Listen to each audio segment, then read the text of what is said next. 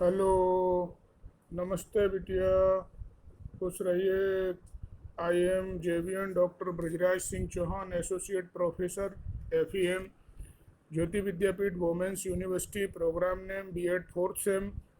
Course name understanding the self. And topic of today is concentration of mind. मन की एकाग्रता से आप क्या समझते हैं, इसका महत्व और शरीर से संबंध की विवेचना कीजिए। ऐसा शास्त्रों में वर्णित है, मने मनुष्याणाम कारणम बंध मोक्षयो।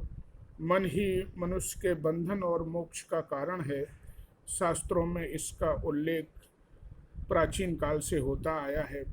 एकाग्रता वह है जब मनुष्य की सारी मानसिक तथा शारीरिक शक्ति उसी कार्य में लगी हो जो उसे करना है, या जिस समय वह जिस कार्य को कर रहा है उस कार्य में उसकी सारी की सारी शक्ति मानसिक शारीरिक एकाग्र होती है, तथा उस समय में किसी और चीज या कार्य का ध्यान न जाए।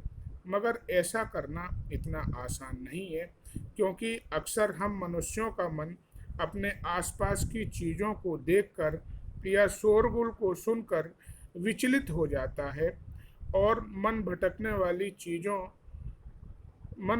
वाली चीज़ें हर जगह मौजूद होती हैं। संस्कृत में कहा गया है, तपः सु सर्वेषु एकाग्रता परम तपा। इसका अर्थ है, सभी तपस्याओं को करने से बड़ा तप है एकाग्रता, मन की एकाग्रता। जीवन का कोई भी साधारण सा कार्य बिना एकाग्रता के निष्फल ही रहता है। एकाग्रता का जीवन में बड़ा महत्व है। एकाग्रता हम सभी के जीवन में बहुत ही महत्वपूर्ण है, क्योंकि एकाग्रता के बिना आप कोई भी कार्य पूर्ण रूप से नहीं कर सकते। कर भी लेते हैं तो आपको संतुष्टि तो कदापि नहीं मिलेगी। यदि आप पूजा अर्चना कर रहे हैं और ध्यान बाहर हो रही हलचल या टेलीविज़न पर चल रहे धारावाहिक में खोया हुआ है, तो पूजा अर्चना तो पूर्ण रूप से निष्फल ही हो जाती है।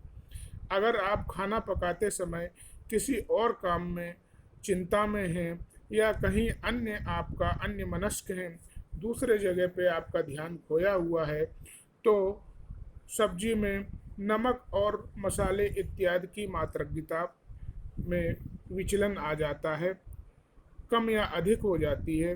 फलस्वरूप आपका कार्य बिगड़ जाता है।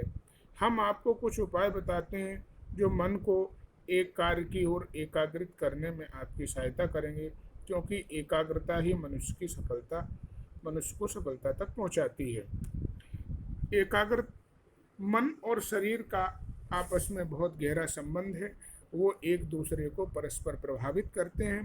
मन और शरीर के संबंध को देखें तो हमारा मन एक सूक्ष्म अवस्था में है, लेकिन वह इस शरीर पर कार्य करता है, और हमें यह भी स्वीकार करना होगा कि शरीर भी मन पर कार्य करता है, अर्थात यह एक दूसरे को बहुत प्रभावित करते हैं।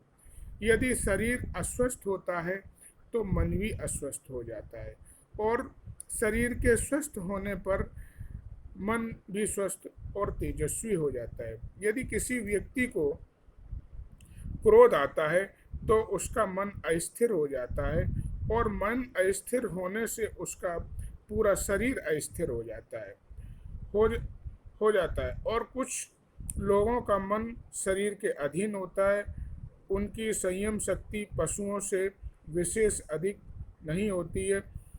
इस प्रकार के मन पर अधिकार पाने के लिए कुछ बाह्य दैहिक साधनाओं की आवश्यकता होती है, जिसके द्वारा मन को वश में किया जा सकता है।